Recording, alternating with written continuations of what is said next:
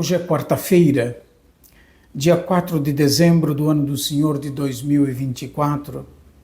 Nós estamos na primeira semana do Advento. O evangelho desse dia é de Mateus capítulo 15, versículos de 29 a 37. Naquele tempo, Jesus foi para as margens do mar da Galileia, subiu a montanha e sentou-se. Numerosas multidões aproximaram-se dele, levando consigo coxos, aleijados, cegos, mudos e muitos outros doentes. Então os colocaram aos pés de Jesus, e ele os curou.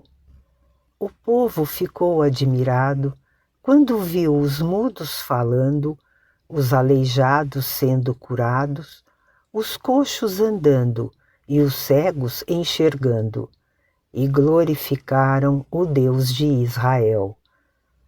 Jesus chamou seus discípulos e disse: Tenho compaixão da multidão, porque já faz 3 dias que está comigo e nada tem para comer.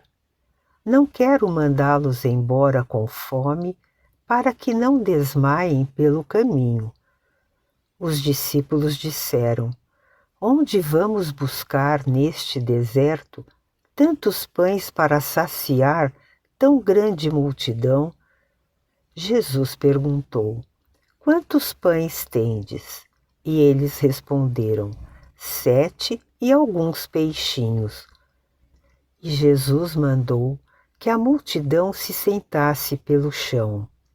Depois, pegou os 7 pães e os peixes, deu graças, partiu-os e os dava aos seus discípulos, e os discípulos às multidões.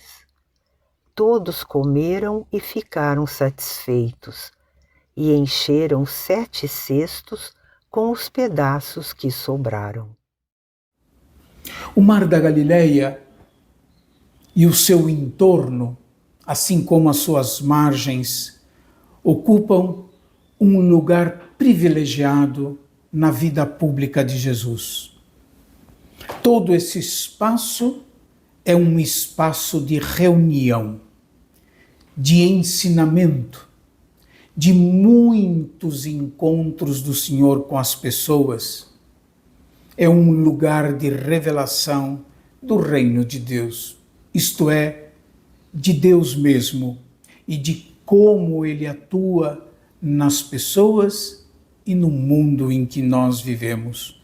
Todo lugar é para Jesus, com as devidas ressalvas, uma sinagoga, um lugar de reunir as pessoas. Uma sinagoga a céu aberto, lugar da proclamação da palavra de Deus e de sua interpretação. Nós estamos nos preparando para o Natal do Senhor e não nos esqueçamos que em Jesus de Nazaré a palavra de Deus se fez carne. O trecho do Evangelho de hoje diz que Jesus subiu a montanha e, qual um mestre, sentou-se. A montanha evoca o Monte Sinai e é lugar de revelação do mistério de Deus e de seu plano de salvação. Além disso, para Jesus, a montanha é lugar de ensinamento dos discípulos e igualmente das multidões. Onde quer que Jesus vá, ele é cercado pelas multidões que apresentam a ele todas as suas carências e enfermidades.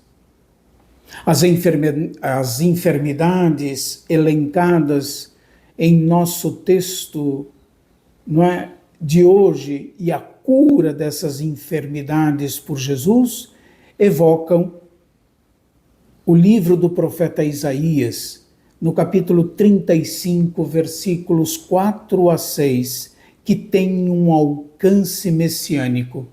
Cito: eis que vem vosso Deus, ele vem para vos salvar. Então se abrirão os olhos dos cegos e os ouvidos dos surdos se desobstruirão. Então o coxo saltará como servo, a língua do mudo cantará canções alegres.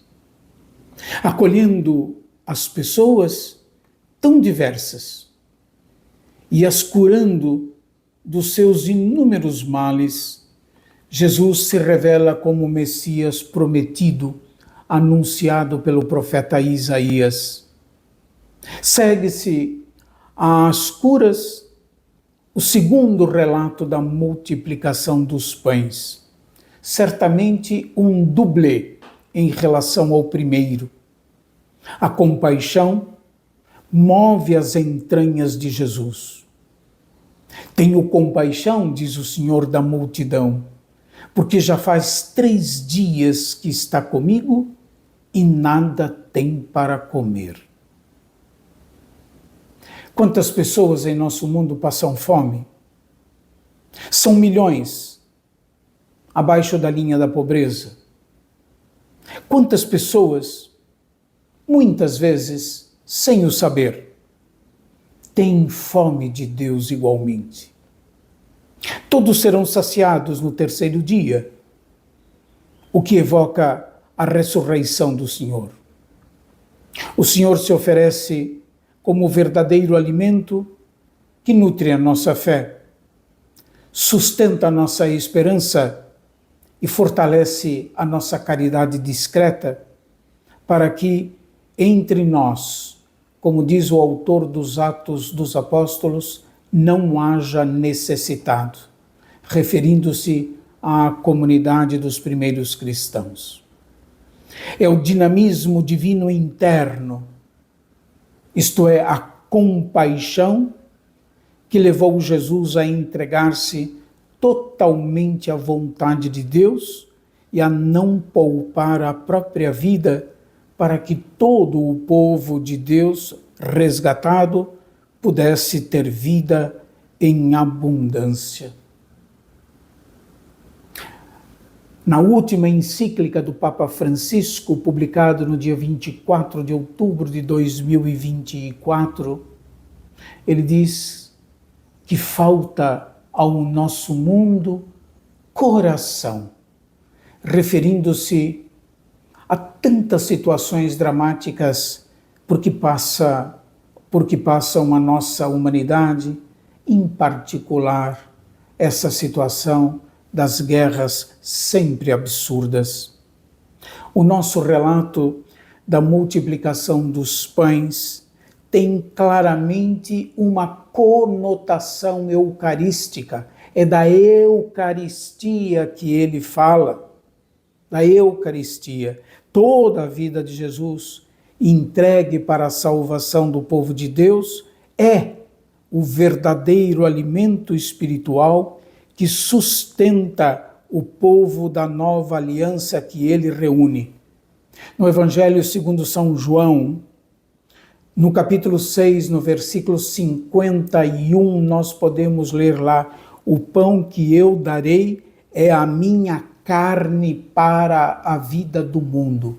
Em São João, o termo carne, sarx, em grego, diz respeito à existência histórica de Jesus, compreendendo na existência histórica os gestos, as palavras, o olhar do Senhor.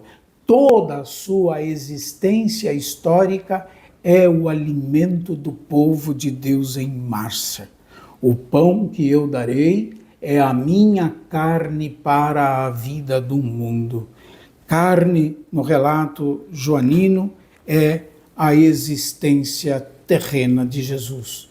Tudo o que ele fez e ensinou, e que nós celebramos e fazemos memória em cada celebração da Eucaristia, é o sustento espiritual da nossa vida de fé. Que Deus abençoe a todos e até amanhã, se Deus quiser.